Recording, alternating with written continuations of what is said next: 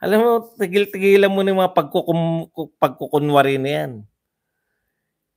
Simula ng kaaway mo na ako, kaaway na raw siya ni Jason. Talaga naman, ha? Buti nga magdeklara ka na, no? Bakit si Jason ka lang nagdedeklara? Bakit hindi si Casimiro? Bakit hindi mo gayahin yung friend mo? Friend mo na si SB. Bakit hindi mo gayahin? O, peke ka kasi. Peke. Hindi. Ay, ito yung sinasabi niya, overrated si Casimiro. Overrated sabi nino. Sino nagsabi na overrated siya? Hindi nga siya overrated eh. Dapat nga number 1 si Casimiro sa lahat eh. Yung mga number 1 ng overrated. Naintindihan mo? Overrated pa sa'yo si Casimiro. Takot nga lahat yan kay Casimiro eh. Pati nga yung kaisa-isang champion, takot kay Casimiro eh. Overrated. Overrated ayon kay Poknat. Pero ayon sa Boxrec, number 1 si Casimiro sa mga Pinoy boxers.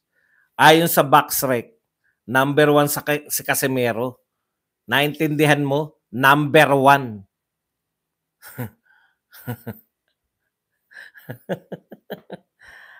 Inuulit-ulit nyo, no? Inuulit-ulit nyo na ilaban nyo na sa totoong laban. Kanino ba rating ang pinaniniwalaan nyo? Alam nyo po si Casimiro, ang kinakailangan niya lang labanan si Inoue, lahat po yan kayang talunin. Alam nyo ba yun? Lahat yan kayang talunin ni Casimiro. Naniniwala kayo dun. Di ba? Naniniwala kayo na kayang talunin. Patutunayan ko sa inyo na mapagkunwari yan si Poknat. Eto po. Ay, eto. Dahil galit na siya, hindi niya na alam ang kanyang sinasabi. Tignan niyo po, kinote ko po to. Verbatim. Hindi. Ano talaga to, yung eto mismo yung sinabi niya. Hindi porkit, sabi niya kay Jason, hindi porkit marami kang pera, mayaman ka na.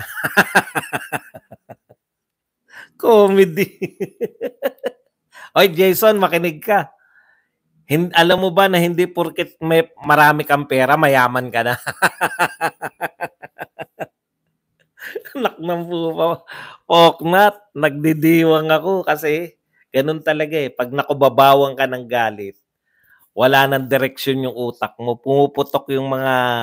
i-review mo. Baka sabihin mo nyo, nagsisinungaling ako eh. Hindi porkit mayaman ka na, Jason. Hindi porkit marami kang pera, Jason, mayaman ka na. Antindi, no?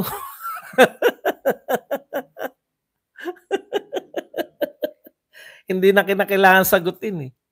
Di ba? Windang na. Wala kang utang na loob. Puta, mga Casimiro pa walang utang na loob. No? Yung Casimiro pa ang walang utang na loob. Antindi mo. Casimiro pa talaga ang walang utang na loob. Wow, lapot.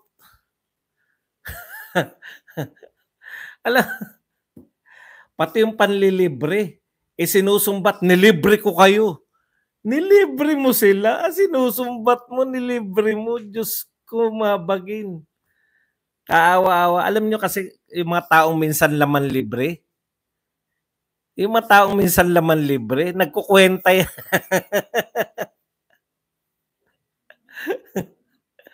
Nagkukwenta yan eh. Hindi, dapat papunta akong Binondo. Fan ako nito ni Chopimo Lopez eh.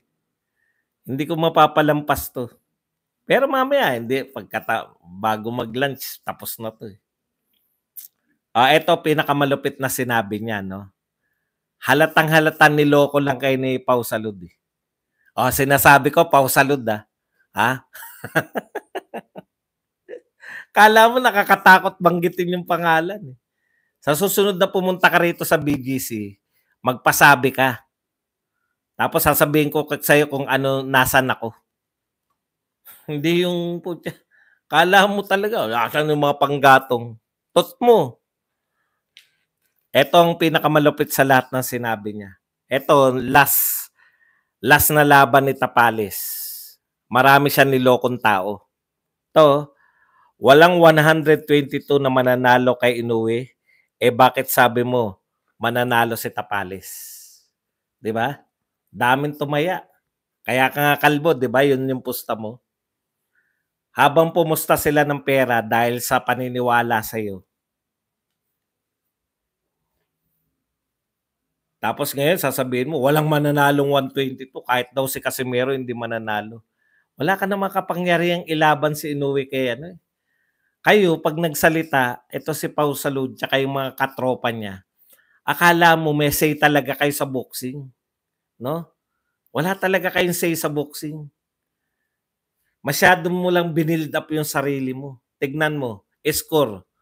Paki-ano nga pala po. Oo, sasabog po 'yan. Ako hindi po ako magtataka kung makikita niyo po 'yan naglalakad at tumatawa. Real talk kasi hindi niya kayang kontrolin eh. Yung kinamumuhian niyang boksingero na nagngangalang Janrel Cuadro Alas, Angas ng Pinas, Casimero, yung kinamumuhian niya, no? Yun ang bumubuhay sa channel niya.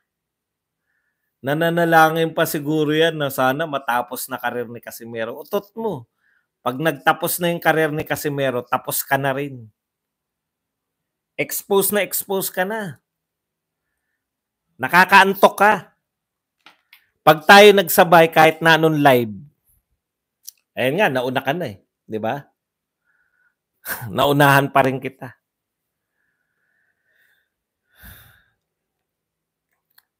Akyat daw ako sa live ni Pao. Bakit naman, Jera? Para pakitain siya? Bakit ko siya pakikitain? Gusto niya siya umakyat sa akin.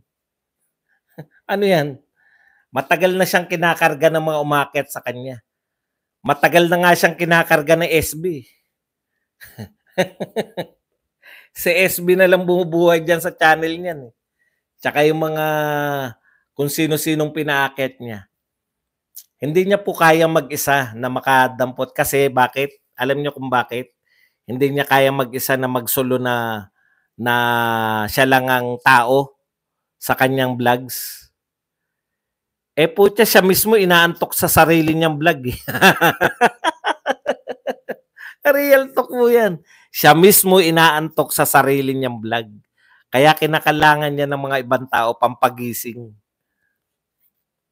Akyat ako sa live ni Pao. Bakit? Panginoon ba yan? Bakit ko siya pakikitain? Ha? Yung mga ganyang estilo na akyat nga kayo, kayong mga follower, kasi mga hater lang umakyat eh. Hater lang ni Cuadro Alas, umakyat din kayo mga follower para sa views mo, utot mo. Hindi mo kasi kaya na ikaw lang. Hindi mo kaya na dalhin yung channel mo na ikaw lang mag-isa. Yan ang katotohanan. Alam mo, ang dami mo nang ginamit. Binabayaran mo ba yung mga regular na umakyat sa'yo? Kumikita ka, di ba? May bayad ba sila? Hinahatian mo ba? O unfair yan? Okay, oyod na lang. Di ka na manalo. Real talk. Kaya kita mo, pinapatulan mo na si Oyod, di ba? Dati minamalit mo. Mas real talk sa'yo si Oyod eh.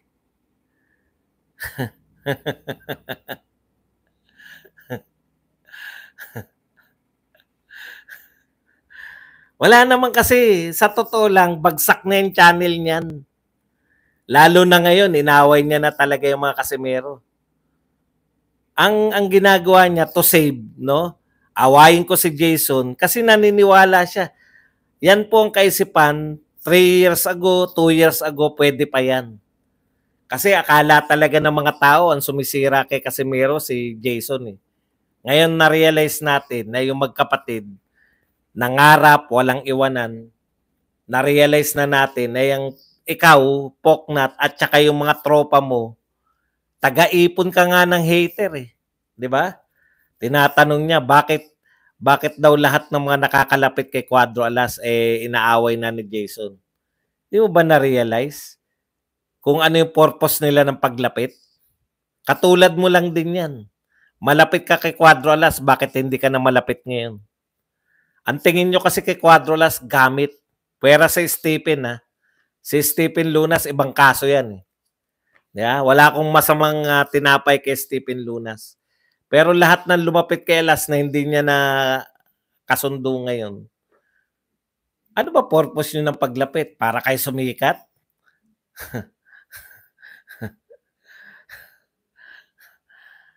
Naiinggit si Asong Plastic kay Lods Jason, may 10% every lang.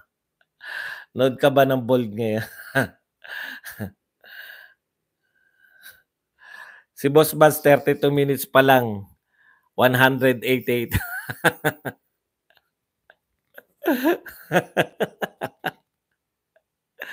Kawawa naman.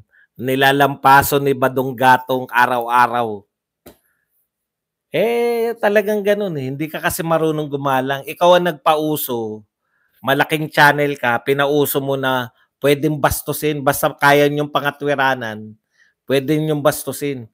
Kino-quote niya, di ba? Hindi kasi kayo nanonood sa mga US eh. Mga US boxer nga, pwedeng ano. Alam niyo po, sa totoo lang, yung mga reporter, US reporter, yung mga US vlogger, no? Pwede pong iban yan ng mga boxer. Kaya hindi po sila nagsusulat ng mga malulupit. Kita nyo, recently, very recent po, si Nate Diaz. Nakita niya yung reporter na nagsulat sa kanya, binatukan niya. Siyempre, hindi niya sinapak dahil yung batok lang na ano yung pinagsulat mo sa akin. Ganun po yun eh. Akala mo maluloko mo mga tao? Hindi, uy. Ikaw ang nagpauso na pwedeng, ikaw ang nagpauso, ngayon banned ka na.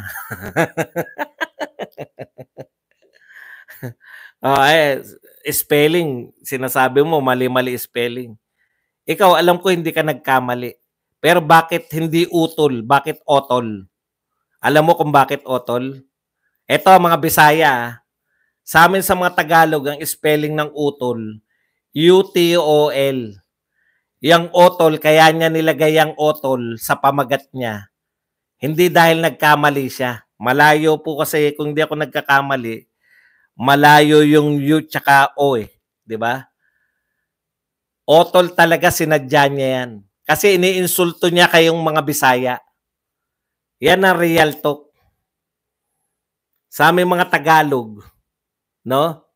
Pang-insulto yon yung otol. Yan si SB. Alam niyo naman, iniinsulto niya eh. Gumaya kay SB. Nakiki-otol din. Parang baliwala lang sa inyo yun, di ba? Pero pang-insulto sa mga Bisaya yung pamagat niyang otol. Real talk yan. Sinasabi ko sa inyo yung ginagawa ng mga yan. Hindi para kayo galitin. Hindi naman nyo kinakailangan eh. hindi naman namin kayo dapat inuuto eh. Katotohanan po yung sinasabi ko sa inyo. Yan, yung tao na yan, yan na nagpauso. Before po si Pacquiao, panahon po ni Pacquiao, isa po yung Pilipinas. Pag may laban si Pacquiao, suporta natin si Pacquiao lahat. No? Nung si Casimero umalis sa MP promotion, ayan na. Tinarbaho na niyang malaking channel na yan. Alam mo, kaya hindi ko sinasabi yung pangalan mo. Ayaw kitang i-promote sa channel ko dahil pabagsak na yung channel mo. Eh. Ipopromote pa kita.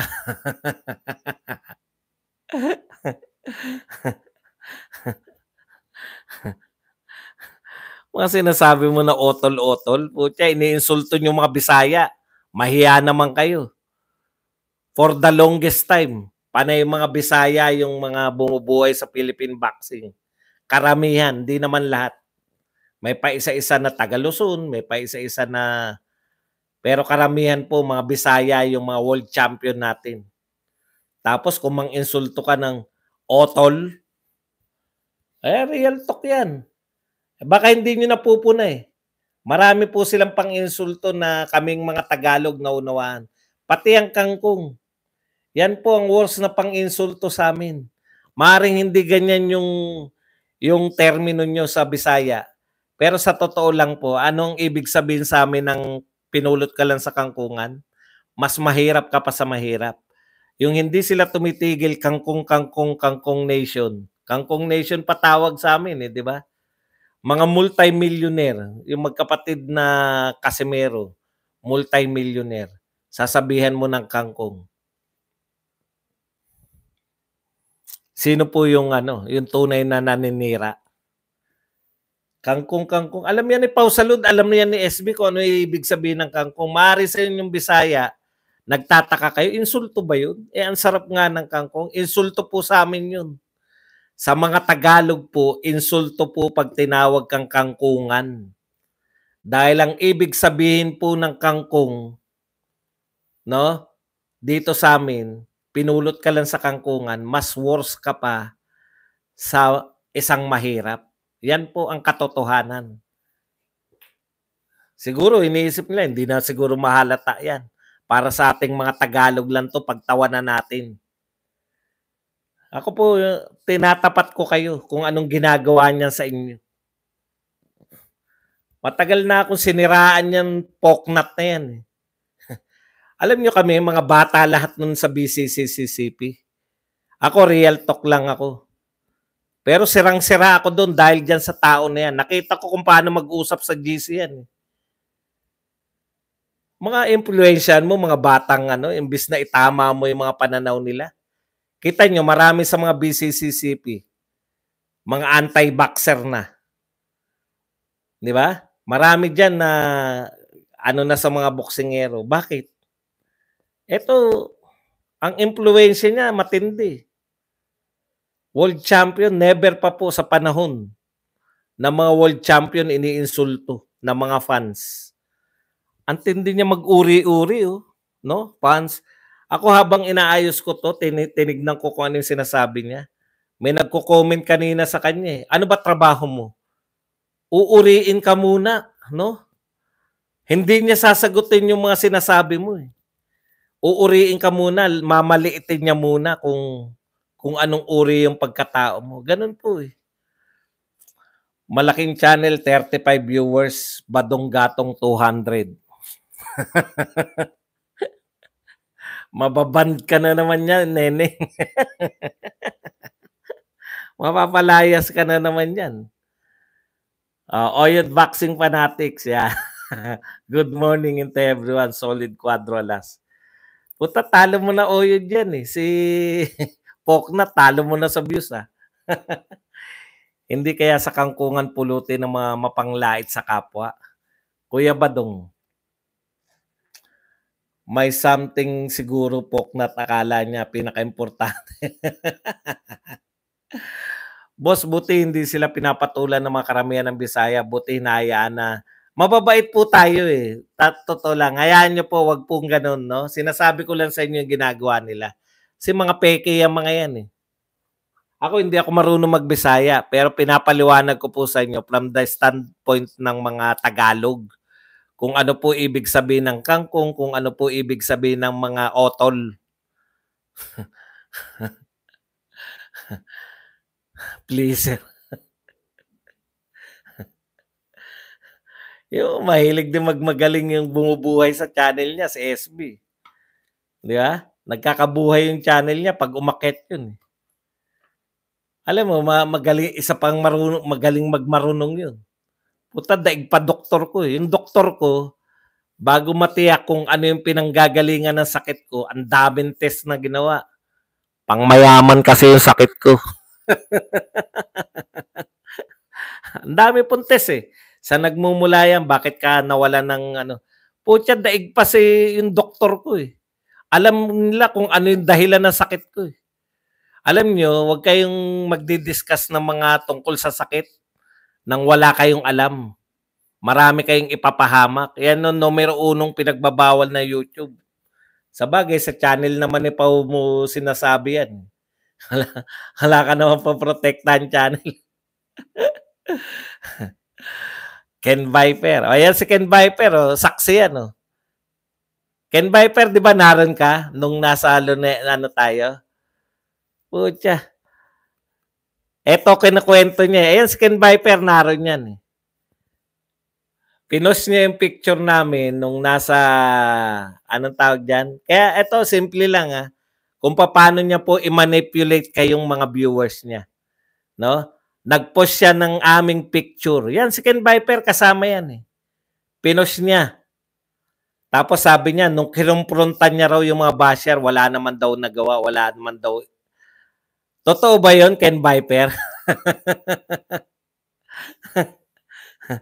Totoo ba 'yun, Ken Viper? Na kinumprontan niya ako dahil basher niya ako? Bakit ba naroon yung picture na 'yun? Sumabit siya sa amin. Yan, sabit lang yan eh. Hindi naman imbitado yan. Alam mo 'yun? Party, ano tawag diyan, yung gate crasher ka sa party. Ayan no, kasama yan no. Pero papalabasin sa inyo, kinumpronta ko yung basher, wala naman nasabi. Anong kinumpronta mo? Sumabit ka ron, nag-gate crash ka sa party namin. Yun yung katotohanan. Hindi ka invited, in-invite mo sarili mo. Alam mo, sa totoo lang, syempre sikat ka eh. Gusto ka makita ng mga bata. Wala akong magawa.